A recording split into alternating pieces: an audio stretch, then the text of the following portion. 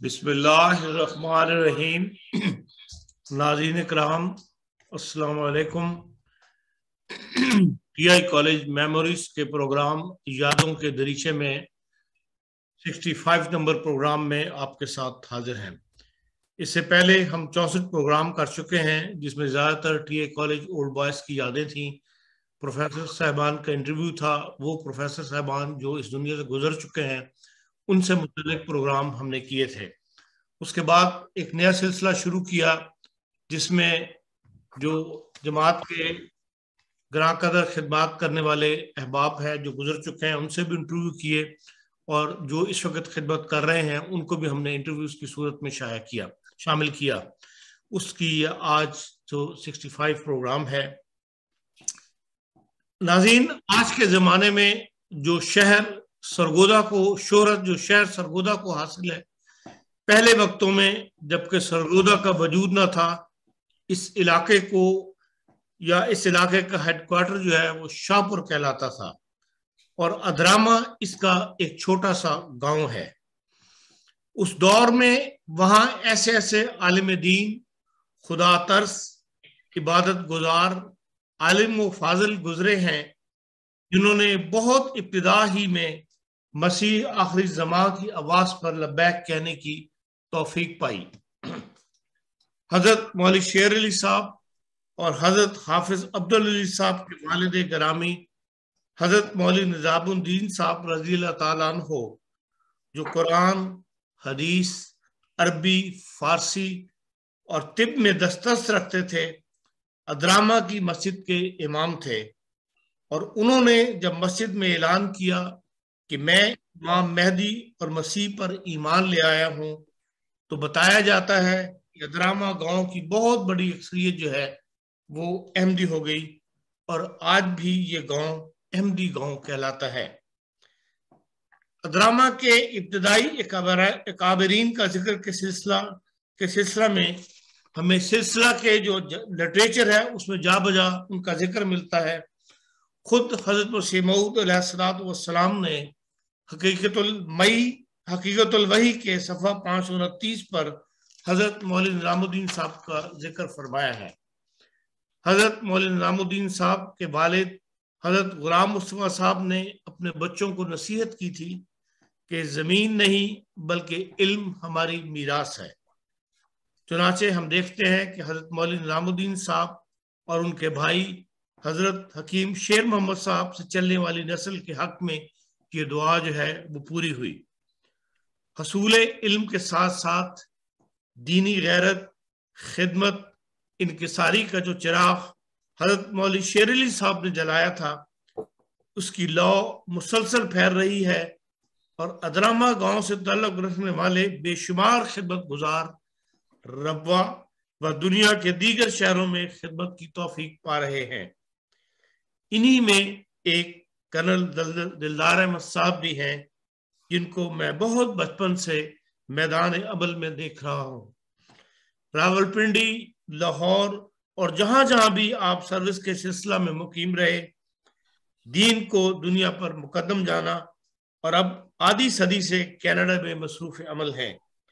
خدمت کی پون صدی کے اس سفر کے دوران یقیناً ایسے واقعات بھی پیش آئے ہوں گے جو تاریخ کا حصہ بننے کے مستحق ہوں گے، اسی لیے آج ان سے ملاقات کا اہتمام کیا گیا ہے۔ جو احباب آج کے پروگرام میں ساتھ دے رہے ہیں، میں ان کا خصوصی شکریہ ادا کرتا ہوں کہ انہوں نے وقت نکال کر پروگرام میں شرکت کی۔ ساتھ ہی ہم پروگرام کا آغاز کرتے ہیں۔ شروع میں جو ہمارا طریقہ ہے، ہم تصاویر دکھا دیتے ہیں جو ہمیں موصول ہوئی ہوں، اور اس کے بعد پھر گفتگو کا آغاز کیا جاتا ہے۔ جی عمران صاحب، اگر آپ تصویریں دکھا دیں۔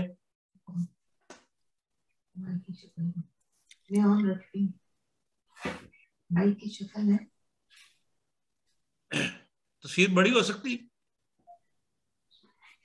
بھائی تصویر بڑی کر سکتی؟ یہ جو زمانے کی تصویر ہے، جو آپ خل فوج میں تھے، پتہ نہیں رینک کیا تھا بھائی جان آپ کا؟ فل کرنا جی فل کرنا۔ Next one.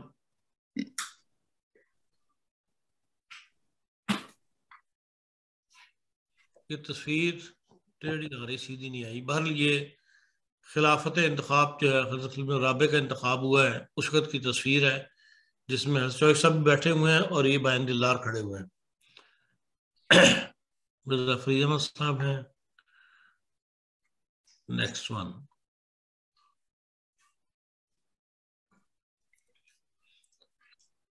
یہ کس موقع کی تصویر ہے؟ یہ گھڑدوڑ ٹورنامنٹ روا. اچھا، اس موقع کی. خاکسار چیف جج ہوا کرتا تھا. اچھا اچھا، ماشاء اللہ. Next one.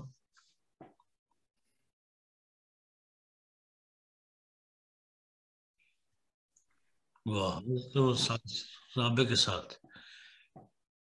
جی ہاں، یہ تو لندن کی تصویر لگ رہی. یہ حضرت خلیفۃ المسیح رابع رحمہ اللہ تعالی کی کینیڈا میں تشریف آوری کے موقع پر. اچھا ٹھیک جی. نیکسٹ. یہ جلسہ سالانہ غالباً 1983 جلسہ سالانہ کا سٹیج. ٹھیک، بڑی جلدی ہٹا دی یار. ہاں چلیں. چیف سیکیورٹی آفیسر تھے نا. یہ قادیان میں حضور کے ساتھ کے ساتھ ایسے کچھ سرٹیفکیٹ لے رہے ہیں یا ایک سند لے رہا ہوں. اچھا ایک سند.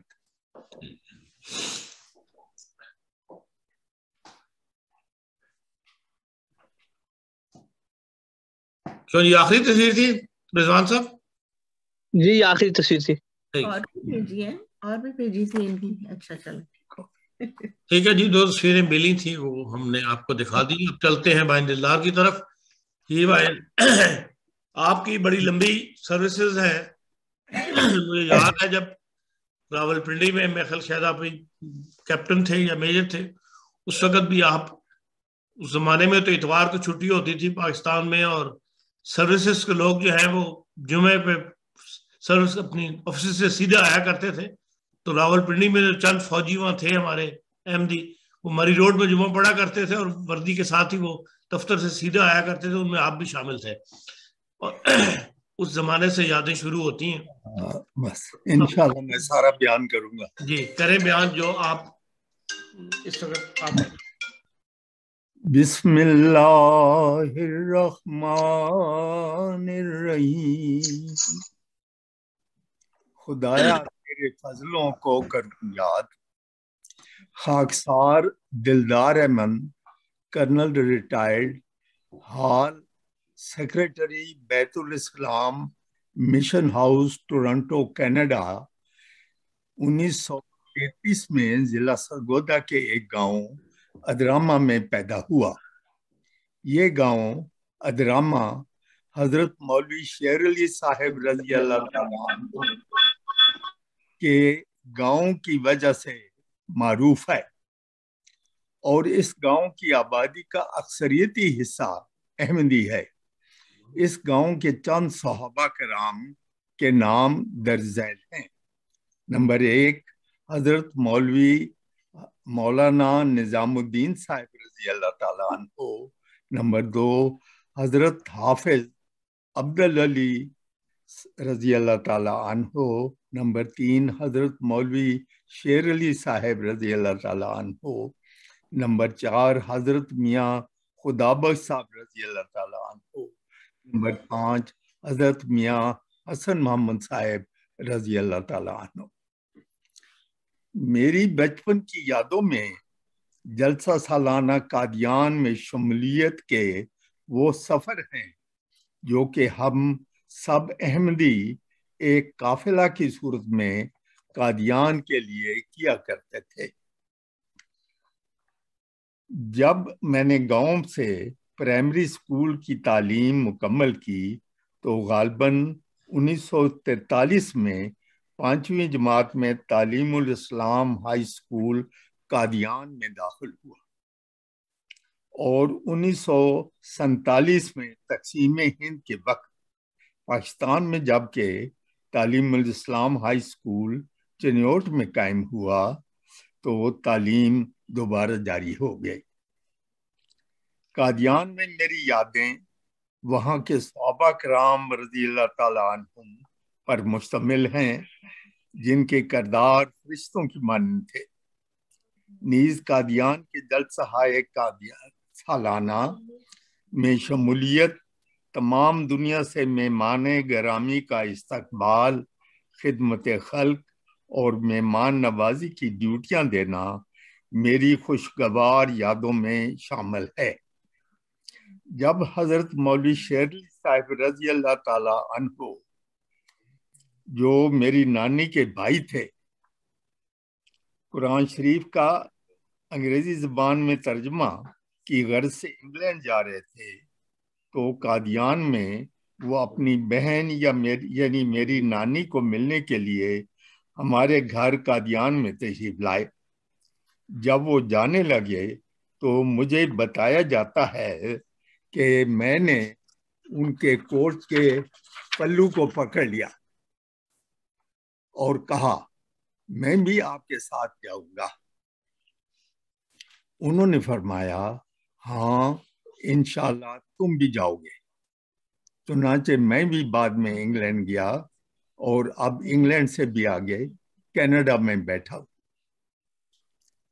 1948 میں جبکہ خاکسار تعلیم الاسلام ہائی اسکول چنیوٹ میں جماعت دہم کا طالب علم تھا، قیام ربا کی افتتاحی تقریب جو کہ حضرت مسلم موعود رضی اللہ تعالیٰ عنہ نے فرمائی تھی، اس میں ہماری کلاس کے تمام لڑکے شامل تھے، جس میں خاکسار بھی تھا، اور تاریخ احمدیت میں شاملین کی جو لسٹ چھایا ہوئی ہے اس میں بھی خاکسار کا نام موجود ہے۔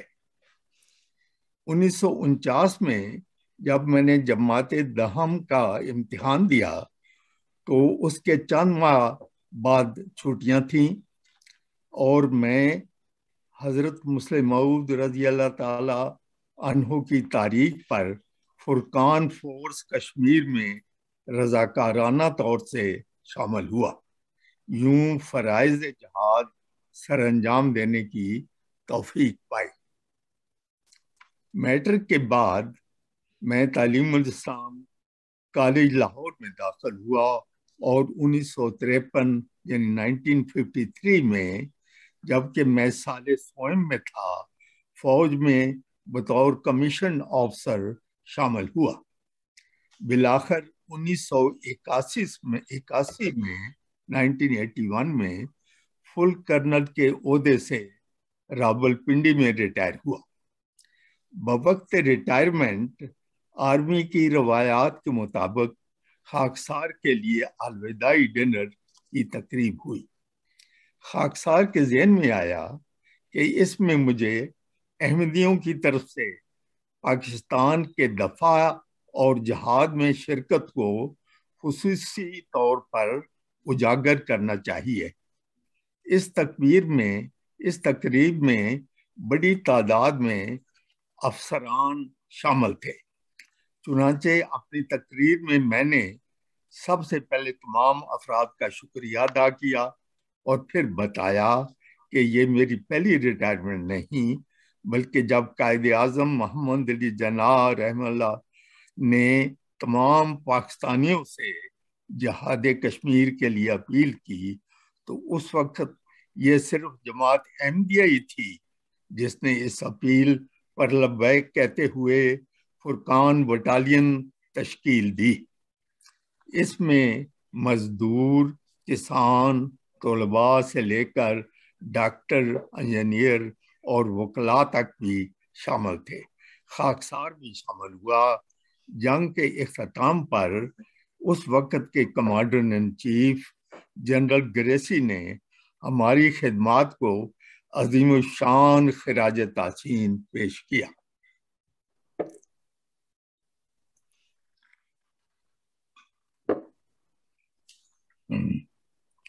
اس کے بعد خاکسار نے اپنی تقریر جاری رکھتے ہوئے حاضرین کو مخاطب کرتے ہوئے کہا میرے بھائیوں،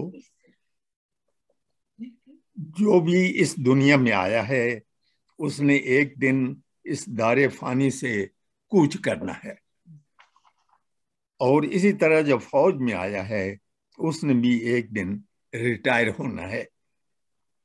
میں اپنی ریٹائرمنٹ کے موقع پر اپنے بھائیوں کو ایک اہم پیغام دینا چاہتا ہوں، اور یہ پیغام آپ کی موجودہ زندگی میں بھی آپ کے لیے فائدہ مند ہوگا اور اخروی زندگی کے لیے بھی نفع بخش ہوگا۔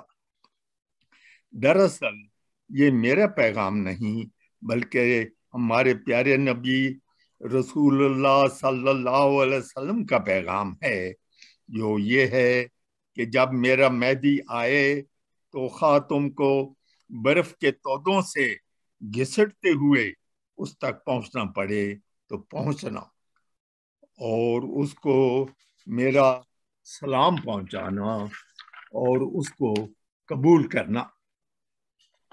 میرے بھائیوں، وہ مہدی اور مسیح موعود آ چکا ہے۔ کروڑوں لوگوں نے اسے بطور سچا مہدی اور مسیح موعود پہچان لیا ہے اور قبول کیا ہے۔ خاکسار بھی انہی لوگوں میں شامل ہے۔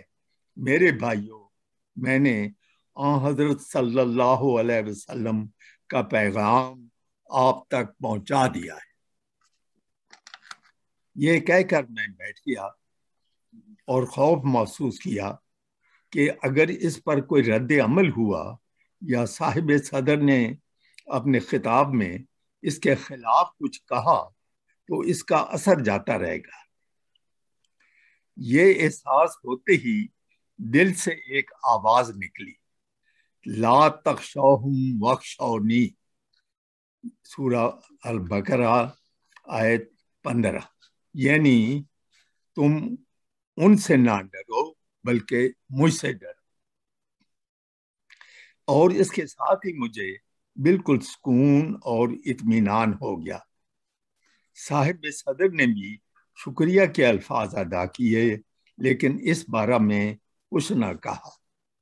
البتہ دوسرے روز میرے ایک دوست نے مجھے بتایا کہ اگلے روز تمام جنرل ہیڈ کوارٹر راولپنڈی میں تمہاری یہ تقریر ہر جگہ موضوع سخن بنی رہی۔ خاکسار جب 1981 میں فوج سے ریٹائر ہوا تو جس طرح اگلی تعیناتی کے آرڈر پہلے سے تیار ہوتے ہیں، میرے بھی اگلے جماعتی آرڈر تیار تھے کہ تم کو راولپنڈی میں نائب امیر اور مجلس انصار اللہ ضلع راولپنڈی مقرر کیا گیا ہے۔ راولپنڈی میں مجلس انصار اللہ کا سالانہ ضلعی اجتماع عموماً اکتوبر کے مہینے میں ہوا کرتا تھا، اور خاکسار نے اکتوبر میں چارج سنبھالا تو فوراً ہی اجتماع کی تیاری سر پر آن پڑی۔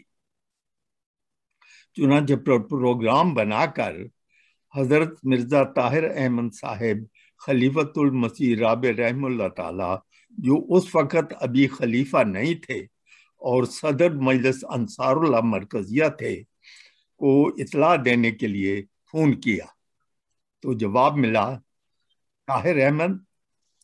خاکسار گھبرا گیا، کیونکہ فوج میں روٹین تھی کہ بڑے افسر کو فون سے پہلے اس کے پی اے یا ماتحت سے بات ہوتی، پھر وہ افسر اعلیٰ کو ملاتا۔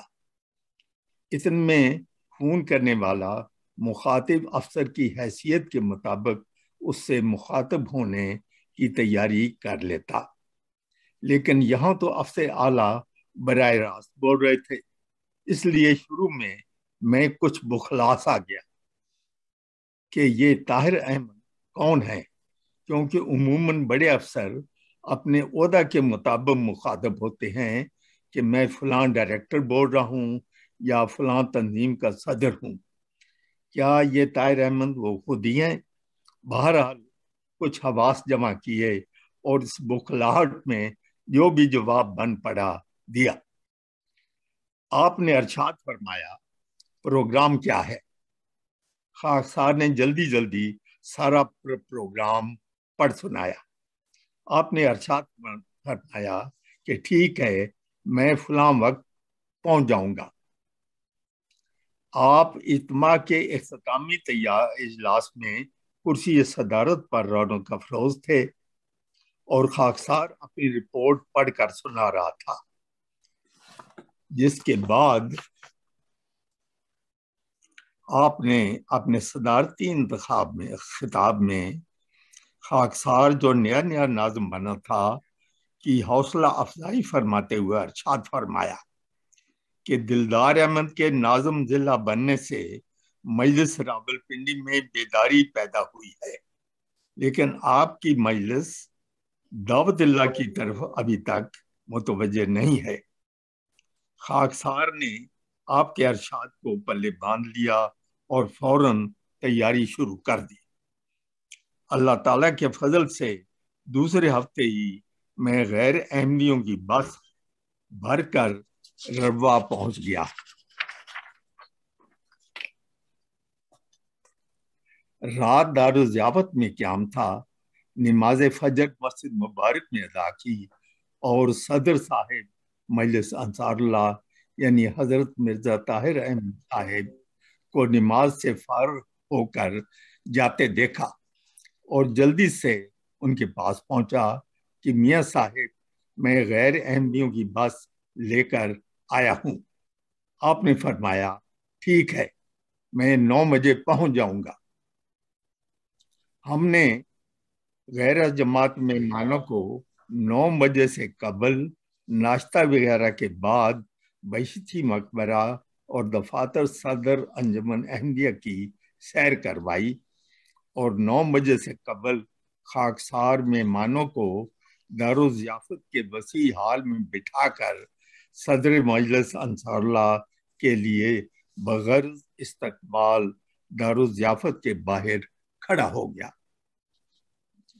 जरा ही देर बाद मोहतरम सदर साहिब को यानी हजरत मिर्जा ताहिर अहमद साहब को साइकिल पर आते देखा और इरादा किया कि मैं उनके नजदीक और मुनासिब फासला पर आते ही अस्सलामु अलैकुम कहूंगा।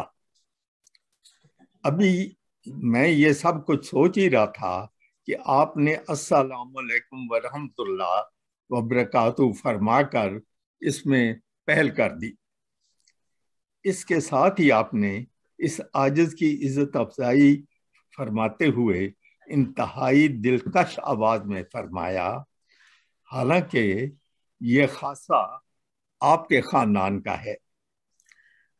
उनका अरशाद हजरत मौलवी शेर अली साहिब रज़ी अल्लाह ताला अन्हु की तरफ था, जिनके साथ इस आजिज का ताल्लुक है, क्योंकि वो हमेशा ही अस्सलामु अलैकुम में पहल करने के लिए बहुत मशहूर थे। 2 घंटों तक आपने उन गैर जमात मेहमानों के सवालात के इतने मुदल्लल और शानदार तरीका से जवाबात दिए कि बफज़ल ताला वहीं 6 बैतें हो गईं। फल्हम्दुलिल्लाह अला ज़ालिका। इसके बाद हजरत खलीफतुल मसीह सालिस रहमतुल्लाह ताला के हुजूर पेश हुए और फिर आपने भी इंतहाई शफकत आमेज खिताब फरमाया। मजलिस अंसारुल्लाह मरकजिया रब्बा के सालाना इज्तिमा के एक मौका पर इस आजिज को भी माज अल्लाह ताला के फजल से एक इजलास की सदारत का एजाज नसीब हुआ।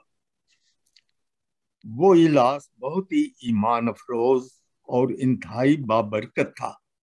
मैं आज भी भूल नहीं सकता इस इजलास में हजरत मसीह मऊद अलैहिस्सलाम के 2 सहाबा कराम रिज़वान अल्लाह अलैहिम ने जब हजरत मसीह मऊद अलैहिस्सलाम के साथ गुजरे हुए कुछ चश्मदीद वाक़यात बयान किए तो सामीन पर एक खास ईमान अफरोज रिक्कत तारी हो गई।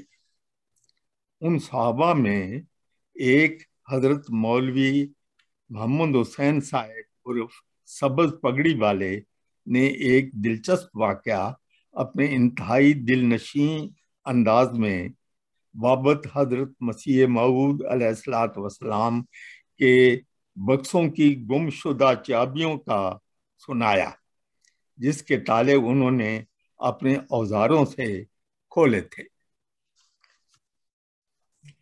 فوجی ملازمت سے ریٹائر ہونے کے بعد خاکسار نے راولپنڈی میں ہی ایک نیم فوجی ادارے فوجی فاؤنڈیشن میں ملازمت اختیار کر لی تھی۔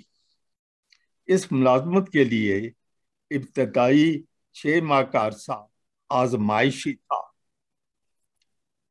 کبھی کبھار فوجی فاؤنڈیشن کے دفتر میں کسی احمدی بھائی کا بھی فون آ جاتا۔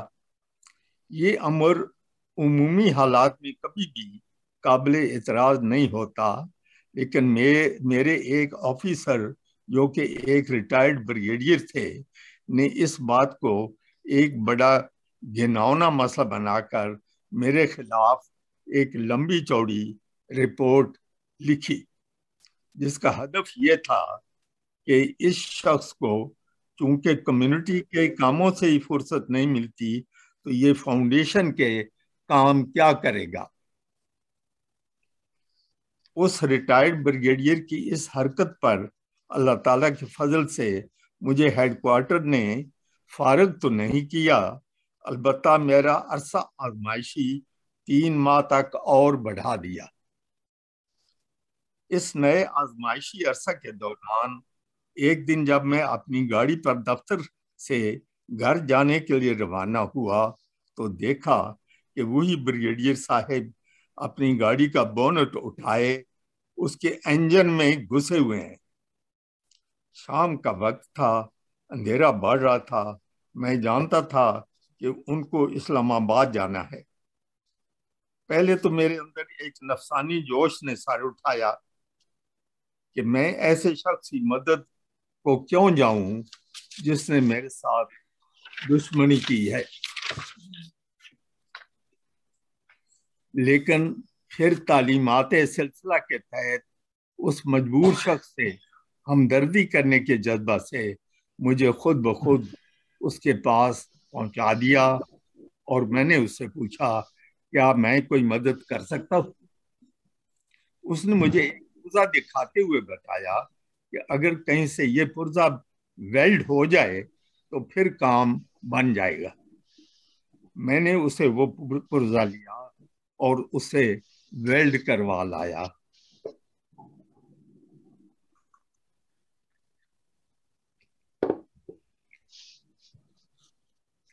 بریگیڈیئر صاحب نے جیسے ہی وہ پرزہ دوبارہ کار میں لگایا تو کار سٹارٹ ہو گئی اور وہ خوش وہاں سے روانہ ہو گئے۔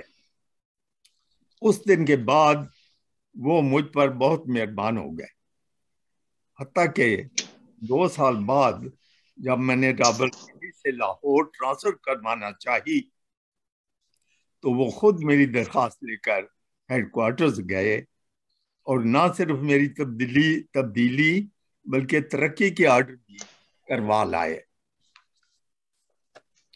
لاہور میں میرے آفیسر نے مجھے دفتری امور سمجھائے، پھر انکشاف کیا کہ راولپنڈی ہیڈ کوارٹر سے تمہارے بارے میں جماعتی کاموں میں حصہ لینے کے لیے تفصیلی رپورٹ بھی ملی ہے۔ میں نے جواب دیا کہ راولپنڈی میں میرے سپرد کچھ جماعتی ذمہ داریاں تھیں لیکن یہاں پر نہیں ہیں، مگر اللہ تعالیٰ کے فضل سے چند مہینوں کے بعد ہی خاکسار کو ناظم ضلع انصار اللہ اور نائب امیر جماعت احمدیہ لاہور کی ذمہ داریاں عطا ہو گئیں، جس کے ساتھ ہی اللہ تعالیٰ نے مجھ پر مزید فضل یہ فرمایا کہ میں فوجی فاؤنڈیشن کے اپنے دفتر میں خود مختار بنا دیا گیا۔ الحمدللہ غالباً 1986 میں نظامت مجلس انصار لاہور کی کارکردگی اول قرار دی گئی، جس پر حضرت مرزا عبدالحق صاحب صوبائی امیر نے حضرت امیر المومنین خلیفۃ المسیح کے نمائندہ کی حیثیت سے اس عاجز کو اس بارے میں سند خوشنودی عطا فرمائی۔ اس کے بعد 1990 کینیڈا آنے سے قبل تک بطور ناظم ضلع مجلس انصار اللہ اور نائب امیر جماعت احمدیہ لاہور کی حیثیت سے اللہ تعالیٰ کے فضل سے خدمت کی توفیق پائی، اور یہ بھی محض اللہ تعالیٰ کا فضل ہی تھا کہ مجلس انصار اللہ ضلع لاہور ہر سال ہی اول یا دوم کی پوزیشن حاصل کرتی رہی۔ خصوصاً 1989 یعنی 7 سالہ جوبلی سال میں مجلس لاہور پاکستان کی تمام مجالس میں اول پوزیشن کی حقدار قرار پائی۔ الحمدللہ اللہ ذالک۔ خاکسار 1990 میں اپنی بعض مجبوریوں کی وجہ سے کینیڈا آ گیا۔ یہاں آنے کے چند ماہ بعد ہی نیشنل عاملہ کے انتخاب منعقد،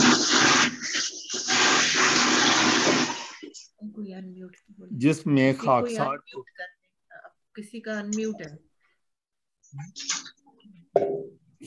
انتخاب منعقد ہوئے، جس میں خاکسار کو نیشنل سیکرٹری امور عامہ منتخب کیا گیا۔ گزر اوقات کی خاطر ایک سیکورٹی جاب کرنے لگا۔ میرے ساتھ میری بیگم صاحبہ اور بیٹا عمر وقاص علی بھی ہیں۔ تقریباً 1 سال کے بعد میرے لیے اس جاب میں بعض پریشانیاں پیدا ہو گئیں۔ اسی حالت میں ایک رات میں نے اللہ تعالیٰ کے حضور بہت گڑ گڑا کر دعائیں کی اور اتنا رویا کہ میری ہچکی بن گئی۔ ان دعاؤں میں نے اللہ تعالیٰ کے حضور بارہا یہ فریاد کی کہ اے میرے اللہ، اب میری تسلی کب ہی ہو سکتی ہے کہ تو مجھے اپنی جناب سے مائدہ عطا فرما۔ اس کے بعد ایک دن مکرم مولانا نسیم مہدی صاحب، جو اس وقت امیر جماعت کینیڈا تھے، نائب امیر خلیفہ عبدالعزیز صاحب کے ہمراہ میری ہی کار میں ایک اہم جماعتی پروگرام پر جا رہے تھے کہ اچانک مولانا نسیم مہدی صاحب نے میری طرف دیکھ کر فرمایا کہ آپ آج کل مشن ہاؤس میں کم آنے لگے ہیں۔ میں نے عرض کی کہ جاب سے فرصت بہت کم ملتی ہے۔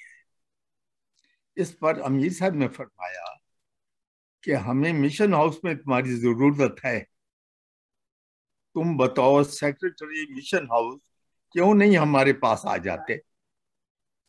اس پر میں نے تھوڑی دیر کے لیے غور کیا اور پھر میرے دل میں خیال آیا کہ یہ تو وہی مائدہ ہے جو تو نے مانگا تھا بطور واقف زندگی۔ چنانچہ اللہ تعالیٰ کے بے حد و حساب فضل و کرم سے حضرت خلیفۃ المسیح رابع رحم اللہ تعالیٰ کی منظوری کے تحت اس وقت یعنی جون 1992 سے تاحال یہ عاجز اور کمزور بندہ اس خدمت کی توفیق پا رہا ہے۔ 19 اپریل 2003 کو حضرت خلیفۃ المسیح رابع رحمہ اللہ تعالیٰ کی وفات کی خبر ہمارے لیے ایک بہت بڑے صدمہ کی موجب تھی۔ جب میں مشن ہاؤس پہنچا تو احباب جماعت اس غم اندوہ ثانیہ کی باعث جمع تھے۔ چونکہ مولانا نسیم مہدی صاحب پاکستان گئے ہوئے تھے تو خلیفہ عبدالعزیز صاحب قائم مقام امیر تھے۔ ان کے ساتھ مکرم ملک لال خان صاحب جو اس وقت نائب امیر تھے وہ احباب سے باہمی گفتگو میں مصروف تھے۔ نماز ظہر کی ادائیگی کے بعد میں مشن ہاؤس میں اپنے دفتر میں بیٹھا تھا کہ اچانک مولانا عطاء المجیب راشد صاحب امام مسجد لندن و سیکٹری شورا کا ٹیلی فون خاکسار کو آیا کہ کرنل صاحب آپ مجلس انتخاب خلافت کے ممبر ہیں، اس لیے جلد لندن پہنچ جائیں۔ ساتھ انہوں نے یہ بھی بتایا کہ آپ بحیثیت ممبر تاریخ جدید مجلس انتخاب خلافت کے ممبر ہیں۔ اس سے ان کا یہ بتانا کہ میں بحیثیت ممبر تاریخ جدید اس مجلس کا ممبر ہوں، میری پریشانی جاتی رہی، کیونکہ میں حیران ہوا کہ میری تو کوئی حیثیت نہیں، میں کیسے مجلس انتخاب خلافت کا ممبر ہو سکتا ہوں۔ چنانچہ اگلے روز ہی میں لندن پہنچ گیا اور مورخہ 22 اپریل 2003 کو بعد نماز مغرب مسجد فضل لندن میں نے انتخاب خلافت میں شمولیت کی سعادت حاصل کی۔ فالحمدللہ علی ذالک وآخر دعوانا ان الحمدللہ رب العالمین۔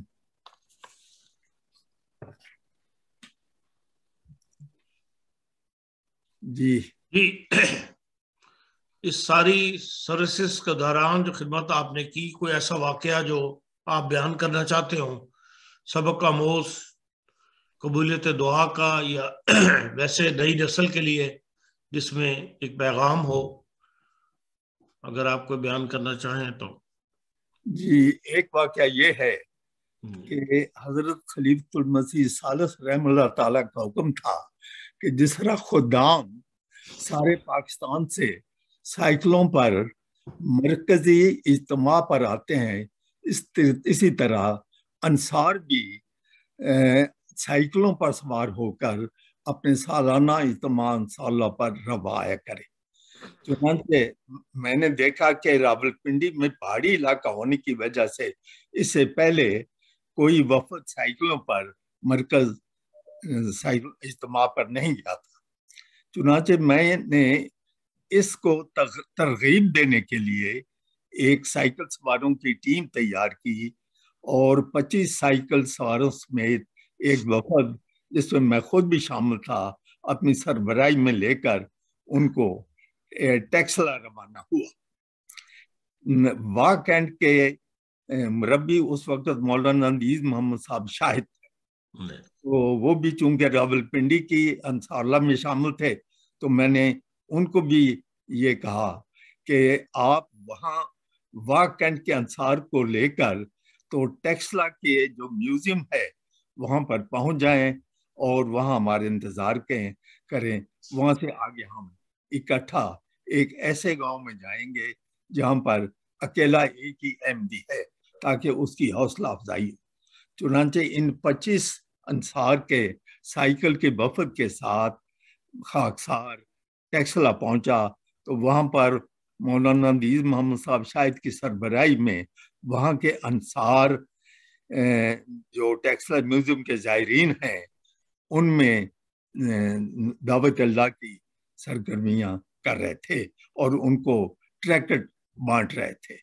چنانچہ ان سے ملاقات کے بعد یہ سارا وفد ان کے ساتھ مل کر ہم اس گاؤں گئے اور اس گاؤں میں ہم نے ایک اجتماعی کھانے کا پروگرام بنایا، دیگیں وہاں پر تیار کی اور اس اکیلے احمدی گھرانے کی حوصلہ افزائی کے لیے وہ دیگوں کا جو سامان چاول وغیرہ تھے وہ تمام گاؤں میں تقسیم کیے۔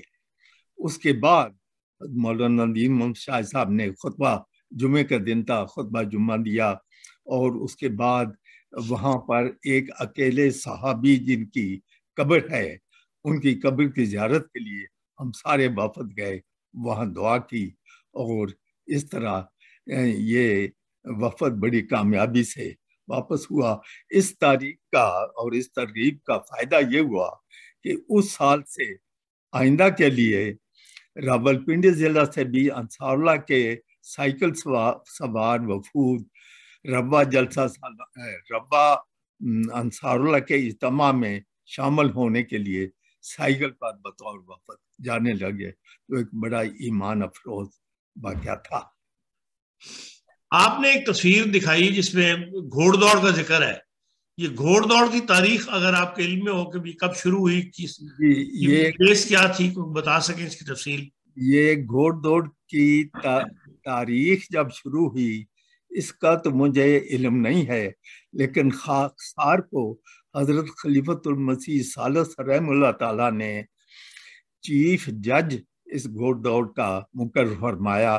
وہ 1981 میں تھا اور 1981 سے لے کر 1983 تک جب تک یہ گھوڑ دوڑ ہوتی رہی, خاکسار ہی گھوڑ دوڑ ٹورنامنٹ میں چیف جج کے فرائض سر انجام دیتا رہا. اور یہ بہت ہی دلچسپ گھوڑ دوڑ کا ٹورنامنٹ ہوا کرتا تھا جس میں خواتین و حضرات سب شامل ہوتے. اور کمنٹری کے لیے ہمارے گاؤں کے ایک دوست احمد علی طالب صاحب بہت دلچسپ انداز میں وہ کمنٹری دیتے, پنجابی میں بھی اردو میں بھی, اور بہت وہ لطف اندوز ایونٹ تھا جو کہ 1983 سے حکومت نے بند کروا دیا. احمد علی صاحب کے ساتھ بھی ہم نے پروگرام کیا تھا اور اس میں لوگوں نے ان سے وہ کومنٹری بھی سنی تھی جو مشہور ہے ان کی آواز میں. اس کے علاوہ جی مجیب اصغر صاحب اگر کچھ بات کرنا چاہیں. جی السلام علیکم. السلام. وعلیکم السلام. ہاں جی, گزارش یہ ہے کہ ان کو جو ساری برکتیں ملی ہیں, میں ان کو جانتا ہوں بڑے شروع سے. ان کے جو چھوٹے بھائی ہیں وسیم صاحب, وہ انجینئرنگ یونیورسٹی میں مجھ سے 1 سال پیچھے تھے. انہوں نے ماشاءاللہ بڑی ترقی کی. اور ہوا یہ کہ ان کے والد صاحب میرے والد صاحب کے دوست تھے. میں تو ان کو نہیں دیکھا میں نے, لیکن دوست تھے. اور ان کی بڑی بہن میری بڑی بہن کے ساتھ پڑھتی رہی ہیں لالہ موسیٰ میں, یہ بھی اکٹھی کی تھی انہوں نے. اچھا, ان کا تعارف ان کے بھائی اکثر مجھے کراتے تھے کہ وہ ایسٹ پاکستان میں ہیں جب یہ 71 کی وار ہوئی ہے. تو ان کو میں نے دیکھا ہے جب یہ انصار اللہ کے ناظم تھے پنڈی میں اور پھر لاہور میں. میں بھی چونکہ آگے پیچھے میرے ٹرانسفر ہوتے رہے تو ان کو میں بڑی اچھی طرح خدا کے حوصلے جانتا ہوں. میں سمجھتا ہوں ان کو ساری برکت جو ہے وہ ادراما سے حضرت مولوی شیر علی صاحب کی وجہ سے ملی ہے میرے خیال میں. تو باقی انہوں نے خود بھی خدا کے فضل سے بہت کام کیا ہے. اور یہ جو انہوں نے ملٹری کا واقعہ سنایا کہ انہوں نے تقریر کی, تو کئی ان کے جو آرمی کے ایم ڈی تھے بعد میں ریٹائر ہوئے, تو انہوں نے بھی ذکر کیا کہ بڑی دلیری سے انہوں نے یہ بات پیش کی اور یہ ان کا بہت بڑا کارنامہ ہے. اور پھر ان کو میرے پر بھی خدا نے بڑے ہی فضل کیے. میں ذرا چھوٹے ضلعوں میں رہا ہوں میں, تو میں نہیں بتاتا کہ میں بھی خلافت کمیٹی کا ممبر تھا خدا کے فضل سے. وہاں بھی ان کو میں نے دیکھا ہے جب وہاں انتخاب ہوا ہے. تو بہرحال یہ اللہ تعالیٰ کے سارے فضل ہیں جو میں سمجھتا ہوں کہ ہمارے بزرگوں کی وجہ سے ہیں, اور ہم تو کچھ بھی نہیں ہیں, اللہ تعالیٰ کا خاص فضل ہے. تو اللہ تعالیٰ ان کے نقش قدم پہ ہمیں بھی چلنے کی توفیق دے, ان کے گاؤں والوں کو بھی, ان کے خاندان کو بھی, اور اگلی ہماری نسل جو ہے ہم سے زیادہ بہتر رنگ میں جماعت کی خدمت کرنے والی ہو اور دین و دنیا میں ترقی پائے. السلام علیکم. جزاک اللہ, بہت شکریہ مجیب اصغر صاحب. بہن, جو آپ نے ایسٹ پاکستان میں وقت گزارا تھا اس بارے میں کوئی بات, کوئی جو وہاں پر خدا تعالیٰ کے فضل سے ہمارے کیمپ میں ہم 2 احمدی تھے. تو ہم دونوں نے علیحدہ تقریباً سارا عرصہ جو تقریباً 2 سال کا تھا باجماعت نمازیں ادا کرتے رہے, اور تہجد کی بھی باقاعدہ توفیق ملی. اور وہ اللہ تعالیٰ نے وہ توفیق جو ہے اللہ نے جاری رکھی آج کے دن تک. تو وہاں پر ایک دن میں تفسیر صغیر پڑھ رہا تھا, تو وہاں پر ایک غیرن بھی جو ساتھی تھے ان کو میں نے علیحدہ، جب ہم لوگ اکیلے تھے تبلیغ شروع کی تو وہ کنونس ہو گئے اور انہوں نے جب اپنے ساتھی جو وہاں پر سرگنا تھے ان کو جب یہ بات بتائی تو وہ بہت مخالف ہو گئے، اور انہوں نے یہ کیا کہ ایک دن جب کہ میں قرآن مجید کی تلاوت کرنے کے بعد وہیں وہ جو ایک مسجد بنائی ہوئی تھی وہاں قرآن شریف رکھ کر میں نماز پڑھنے لگا تو سجدے میں گیا تو کسی نے وہ تفسیر صغیر اٹھا کے تو اس سے بہت اس کو تلخ کر دیا۔ بہت عرصے کے بعد، کافی مہینے کے بعد بارش ہوئی تو بارش میں وہ ان کے کچھ کاغذات ملے جس سے پتہ لگا کہ انہوں نے اس طرح تفسیر صغیر کی بے حرمتی کی ہے۔ تو اس کے بعد یہ ہوا کہ پتہ لگ گیا کہ کس شخص نے یہ کی تھی، چنانچہ وہاں سے واپسی کے لیے ہماری ٹرینیں جاتی تھی اور جو پہلی ٹرین میں جاتا تھا ظاہر ہے اسے بڑی خوشی ہوتی تھی کہ مجھے نجات مل رہی ہے، میں واپس اپنے گھر پاکستان جا رہا ہوں۔ تو ایسا کوئی اتفاق ہوا کہ وہ جس نے یہ شرارت کی تھی اس کا ہر دفعہ ٹرین میں نام آئے اور جب ٹرین چلنے سے چند گھنٹے پہلے اس کا نام کٹ جائے۔ اس طرح ہر دفعہ جب ٹرین کے لیے نام چھایا ہوں اس میں اس کا نام آئے، لیکن جب وہ ٹرین کے روانہ ہونے کا کچھ چند گھنٹے رہتے ہوں اس وقت انہی کی طرف سے اس کا نام کاٹنے کی اطلاع ملے۔ تو یہ ایک ایسا حیرت انگیز واقعہ تھا جس کو جو سارے غیر احمدی ساتھی تھے جو اس واقعہ کو جانتے تھے وہ بھی بڑے حیران ہوئے، یہ کیا کمال معجزہ ہے قرآن مجید کا۔ جی ڈاکٹر عمران صاحب آپ نے کچھ کہنا ہے؟ جی میں اس وقت ڈاؤن ٹاؤن میں ہوں۔ میں نے جی 50 سال سے زیادہ عرصہ ہو گیا کہ ان سے عزیز داری بھی ہے، ننیالی عزیز داری، اور ان کو قریب سے دیکھنے کا موقع ملا۔ یہ ایسے وجود جو ہیں وہ گاڈ گفٹڈ ہوتے ہیں، یہ سعادت بزور بازو نیست، نہایت مفید وجود، چاہے وہ جلسہ سالانہ کی حفاظت کی ڈیوٹیاں ہوں یا خلافت کے انتخاب کے وقت ہو، اور بہت ہی کی پوسٹیں اور بہت ہی امپورٹنٹ ذمہ داریاں ان کو دی جاتی تھیں۔ اللہ تعالیٰ ان کی صحت میں برکت دے، ان کی عمر میں برکت دے، اور اس فیملی سے ملاقات ہو گئی اس زوم میٹنگ کی بدولت۔ بہت شکریہ۔ بہت شکریہ جی آپ کا بھی۔ جی قریشی عامر صاحب آپ نے کچھ کہنا ہو؟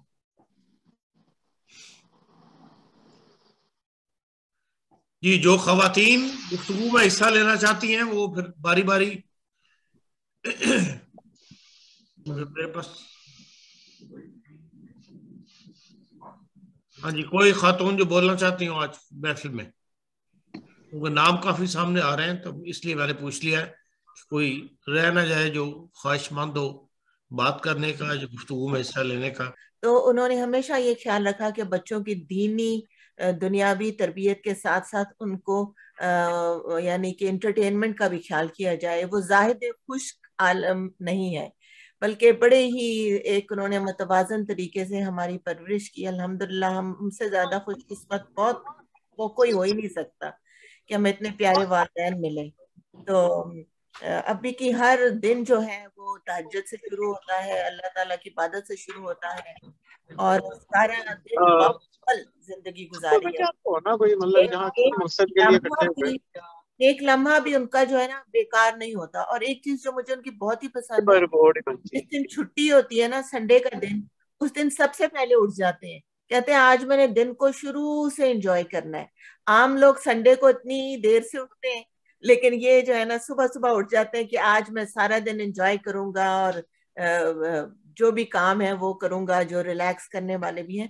تو اس طرح ایک بہت ہی باعمل شخص ہے، اور دن میں کبھی نہیں سوتے۔ کوئی سو جائے تو آ کے پوچھتے ہیں کیا بات ہے، طبیعت تو ٹھیک ہے نا؟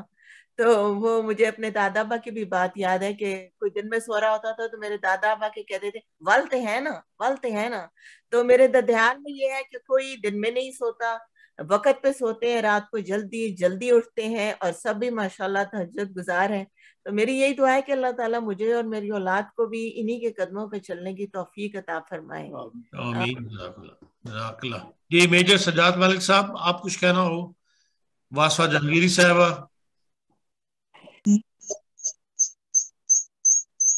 جی السلام علیکم. السلام. جی جی میں تو خیر داماد ہوں. اچھا. اور میں تو اتنا ہی صرف کہہ سکتا ہوں کہ 33 سال پہلے میری ان سے ملاقات ہوئی, اور پہلی ہی ملاقات میں ان کی شخصیت, پروکار شخصیت, اور ان کا جو حلیمیت اور شفقت اور پیار بھرا انداز تھا, اس نے ایسا متاثر کیا کہ آج جو ایک لگاتار تعلق ان کے ساتھ چلا آ رہا ہے 33 سال سے, ہم نے ہر روز ان سے کچھ نہ کچھ سیکھا ہے. اور یہ ہماری بہت بڑی خوش قسمتی ہے کہ یہ اٹھتے بیٹھتے ہمارے لیے ایک قسم کے ٹیچر ہیں, ایک جو ہے وہ ایک سبق ہے جو ہم ان سے حاصل کرتے ہیں. جزاک اللہ. Thank you very much. جی اور کوئی دوست یا کوئی خاتون جو بات کرنا چاہتے ہوں؟ السلام علیکم. جی وعلیکم السلام. جی میرا نام طلت ہے, میں ملٹن جماعت سے ہوں, اور میں ان فیملی کو, کرن صاحب کو تقریباً 25 سال سے زیادہ عرصہ سے جانتی ہوں. جی جی. اور ان کا یہ انتہائی شفیق, انتہائی مہمان نواز, انتہائی دعاگور, میں انتہائی خوبصورت شخصیت. کسی وقت بغیر بتائے بھی ان کی طرف چلے جائیں نا تو ان کو جگہ نہیں ملتی تھی بٹھانے کے لیے, اور انتہائی خوبصورت شخصیت, پوری فیملی. لیکن کرن صاحب کی تو ان کا تو میں کچھ بیان ہی نہیں کر سکتی, بہت خوبصورت شخصیت. اس طرح میں دلدار کے بہت مشہور ہے کہ آپ نے آج اپنی جو لائف ہسٹری ہے وہ جو بیان کی, جس سے کافی لوگ جو ہے ان کے لیے نئے پوائنٹس ہوں گے, نئی بات ہوگی, کیونکہ آپ ایک لمبے عرصے سے, اب 90 سے کینیڈا میں ہے, اس لیے جو نئی نسل ہے وہ آپ کو شاید اس طرح نہ جانتی ہو پاکستان کی. بہرحال آپ کو لمبا عرصہ تعالیٰ نے خدمت کی توفیق دی. وہ ہے کہ اللہ تعالیٰ آپ کی صحت میں برکت دے. جزاکم اللہ احسن الجزا. انشاءاللہ میں امید کرتا ہوں کہ یہ سلسلہ اب جاری رہے گا. ہمارے بہت سارے کینڈیڈیٹ ہیں, وہ بھی اس لائن میں ہیں. وہ امید ہے آپ بعد میں بھی ہمیں یہ موقع نہیں, ہر اتوار کو پروگرام ہوتا ہے شام کے 6 بجے یادوں کے دریچے, اور ایوری سنڈے شام 6 بجے اس کا پروگرام نہ ہونا ہو تو ہم اناؤنس کر دیتے ہیں. اس میں سب لوگ انوائٹڈ ہوتے ہیں, اوپن ہے, جو بھی پروگرام میں شامل ہونا چاہے وہ ہو سکتا ہے. اب اگلے اتوار کے دن تو یوم مسیح موعود ہے, جماعتوں میں جلسے ہیں, تو اس لیے پروگرام نہیں ہوگا. لیکن اس سے اگلی سنڈے جو ہے انشاءاللہ حضرت مولوی نذیر احمد صاحب علی اور مبارک احمد صاحب نذیر, ان سے متعلق جو ہے ہم پروگرام کریں گے. انشاءاللہ ویلکم ہے کہ آپ تشریف لائیں. ہم پہلے آپ کو کال کر کے تو پروگرام بنائیں گے. تو بڑی خوشی ہوئی, اور یہ زیادہ خوشی اس وجہ سے ہے کہ یہ ایک سلسلہ چل نکلا ہے, تو انشاءاللہ ہم آئندہ بھی اس سے مستفید ہوں گے. جزاک اللہ تعالی احسن الجزا. اپنے اہل خانہ کو بھی ہم سب کی طرف سے بہت سلام دیں, بچوں کو پیار دیں. اللہ تعالیٰ سب کو نیک, لائق اور خوش بخت بنائے. جزاکم اللہ واسع جزا. اس کے ساتھ ہی ناظرین اجازت دیجیے, انشاءاللہ پھر کبھی ملاقات ہوگی نیکسٹ پروگرام میں. اللہ حافظ.